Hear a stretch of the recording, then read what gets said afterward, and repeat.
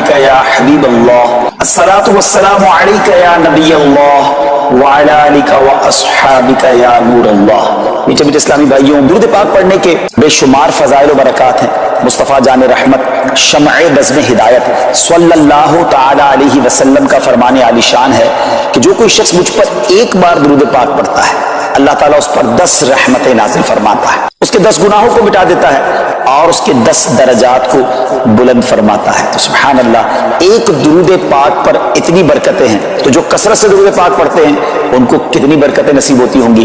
तो हम सबको मिलकर कसरत के साथ दुरूद पाक पढ़ने हैं। आइए मिलकर मोहब्बत के साथ बाआवाज़ बुलंद दुरूद पाक पढ़ लें। सल्लु अलल हबीब सल्लल्लाहु तआला अला मुहम्मद सल्लल्लाहु अलैहि वसल्लम। कभी रात में ऐसा हुआ होगा आपके साथ कि आप बड़े दुखी होंगे, टेंशन में, नींद नहीं आई होगी, बचपन में खास तौर पे या जवानी में, और आंखों में आंसू होंगे और आप अपनी वालदा के पास गए होंगे, हैं, नींद से बेदार होकर, या नींद नहीं आ रही, और माँ को कहा होगा माँ मैं बहुत परेशान हूँ, फंस गया हूँ माँ, बीमार हूँ या कर्जे में हूँ, वॉट एवर आपका प्रॉब्लम था। सच बताओ माँ ने क्या किया था? करवट बदल कर सो गई थी कि बेटा तू जान तेरा काम जाने, या माँ भी बेकरार हो गई थी, माँ भी उठकर बैठ गई, माँ ने सीने लगाया, अल्लाह से दुआएं करना शुरू कर दी। मुझे एक बात बताओ, मैं बिस्तर से उठकर आंखों में आंसू लिए जब जब माँ के पास गया, उस माँ ने सीने लगाया। कभी बिस्तर से उठकर आंखों में आंसू लेकर अल्लाह के पास जाओ तो सही।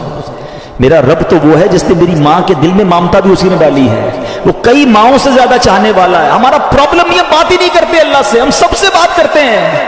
आप इसको ट्राई करके देख लें, ये रातें अल्लाह से मांगने की हैं, और अल्लाह से अपनी मादरी जबान में जिस तरह बात करनी है बात करें ना। दुनिया में किसी बड़े आदमी, गवर्नर, वजीर आजम, सदर से बात करनी है, तो टाइम नहीं मिलता, नंबर नहीं मिलता, मिल जाए तो सेक्रेटरी बोलता है साहब बहुत बिजी हैं, 15 दिन बाद मौका मिलेगा। अच्छा फिर मुलाकात 5 मिनट की होगी। कितनी कंडीशन है यार।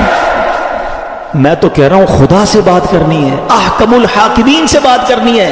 कैसे होगी? पूछो मौला अली से। कहते हैं जब मेरा जी चाहता है मेरा रब मुझसे बात करे, मैं कुरान पढ़ने लग जाता हूँ, और जब जी चाहता है मैं अल्लाह से बात करूँ, मैं दुआ करने लग जाता हूँ। क्या 2 वे कॉन्वर्सेशन है यार। Nobody between me and Allah सुब्हानहू व तआला, no secretary, no time limit. जितनी बात करनी है करो ना, हाथ उठाओ अकेले में, कभी कभी तहज्जुद में बैठा करो।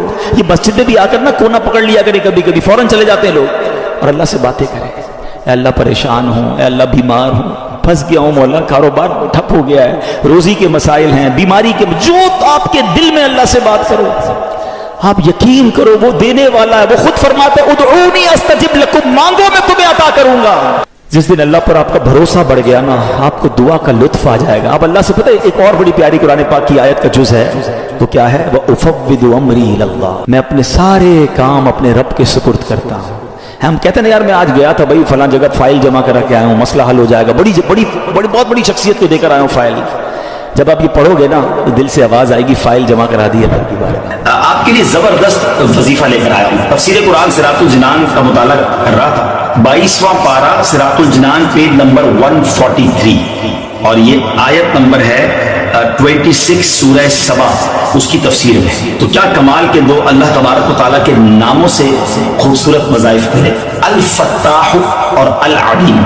ये याद कर लीजिए। अल्लामा इस्माइल हक्की रहमतुल्लाहि तआला फरमाते हैं अल फत्ताह, ये इसमें मुबारक का खासा ये है कि इसकी बरकत से मुश्किलात आसान हो जाती हैं, दिल रोशन हो जाता है और कामयाबी के असबाब हासिल हो जाते हैं। नमाज फजर के बाद जिसने सीने पर हाथ रखकर 71 टाइम्स इस इस्म को यानी या फत्ताहो ये पढ़ा, तो उसका दिल पाक और मुनव्वर हो जाएगा, उसका काम आसान हो जाएगा और उसकी बरकत से रिस्क में भी वुसअत होगी। और दूसरा है अल अलीम, इस इस्म मुबारक का खासा यह है कि इसका विर्द करते रहने वाले को इल्म और मारिफत हासिल होगी।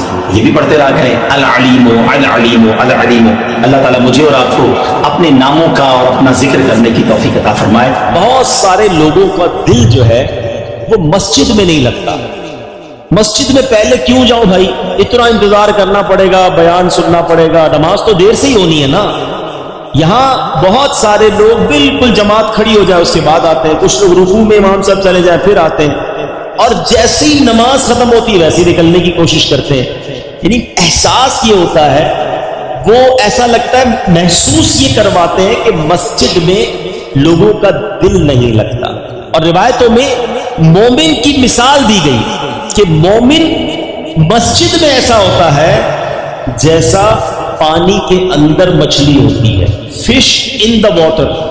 مچھلی پانی میں کتنا پرسکون ہوتی ہے, اور مچھلی کو پانی سے نکال دیں تو بے چین بے قرار تڑپتی رہتی ہے. مگر بدقسمتی کے ساتھ بہت بڑی اکثریت ہماری وہ ہے کہ وہ مسجد کے اندر اس طرح ہوتی ہے جیسے مچھلی پانی کے باہر ہے, بے قرار بے چین گھڑی دیکھتے رہیں گے یار کب اذان ہوگی, کب جماعت ہوگی. کبھی امام صاحب 1 منٹ لیٹ ہو جائیں, 2 منٹ لیٹ ہو جائیں تو امام صاحب کو پکڑ لیں گے, حضرت 2 منٹ آج آپ نے لیٹ جماعت شروع کی. امام صاحب 1-2 منٹ لمبی نماز پڑھا دیں, دعا طویل کر دیں, اس پر اعتراض کرنے والے اعتراض کر رہے ہوتے حضرت آج آپ نے 2 منٹ لمبی دعا کرا دی. اللہ کے بندوں 1-2 منٹ زیادہ اللہ کے گھر میں بیٹھنے کو ملا نا, شکر ادا کرو. اچھا یہی بندہ باہر چائے کی دکان پر گھنٹوں بیٹھ جائے گا دوستوں کے ساتھ, وہاں کوئی ٹائم نہیں دیکھنا, مسجد میں 2 منٹ زیادہ کیوں گزرے اس پر اعتراض شروع ہو جاتا ہے. اس کا مطلب پتہ کیا ہوا کہ دل مسجد میں نہیں لگ رہا. جس کا دل مسجد میں نہ لگے وہ اپنے دل کا علاج کرائے, کیونکہ مسجد کس کا گھر ہے بتاؤ نا. اچھا آپ کے گھر میں بغیر اجازت کوئی آ سکتا ہے؟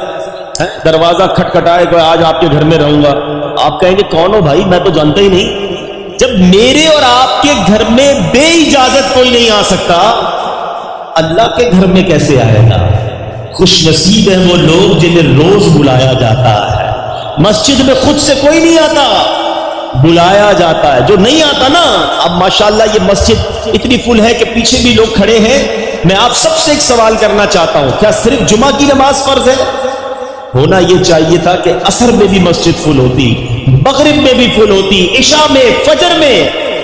اور جو لوگ کہتے ہیں نا یار میں مسجد نہیں جاتا, تمہاری بھول ہے. تم نہیں جاتے, تمہیں بلایا نہیں جاتا. تم اللہ کی بارگاہ میں توبہ کرو کہ اے اللہ مجھے روز اپنے گھر میں بلا, میں اتنا برا ہوں کہ مجھے پورا ہفتہ تیرے گھر میں آنے کا موقع نہیں ملتا. توبہ کر کے اللہ کو راضی کر کے مسجد میں آنا جانا باندھ لو. پنجاب والوں کی ایک بات بڑی مشہور ہے, میں تو جب بھی پنجاب آتا ہوں, باقی شہروں میں بھی ماشاءاللہ ایسا ہے کہ مہمان نواز ہوتے ہیں. جب بھی آئیں بڑا خیال کرتے ہیں مہمانوں کا, ٹھیک ہے نا. تو جب آپ کے گھر کوئی آتا ہے کیا کرتے ہو؟ مہمان خوش ہو کر جائے.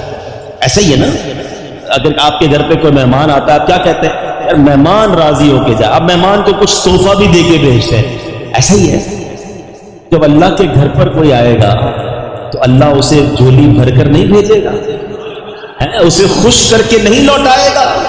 خوش نصیب ہے وہ لوگ جو مسجد میں روز آتے ہیں, بیٹھتے سکون سے ذکر و اذکار پڑھتے ہیں. ارے دنیا میں کسی کے گھر جاؤ وہ تحفے کے ساتھ بھیجتا ہے, اللہ کے گھر میں آئیں گے وہ جھولیاں بھر کے لوٹائے گا.